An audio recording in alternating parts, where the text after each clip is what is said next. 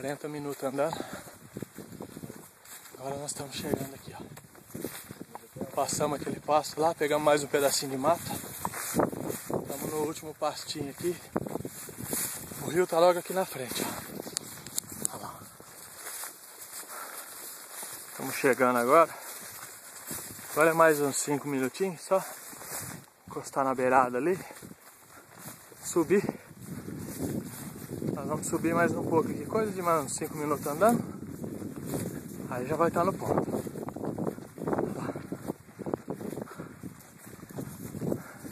As pernas já tá doídas, as costas já tá tudo suada. Mochila aqui saiu pesando 2 kg, já parece que tá pesando 25.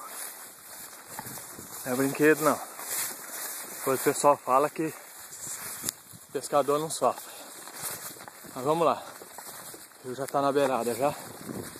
Vamos chegando.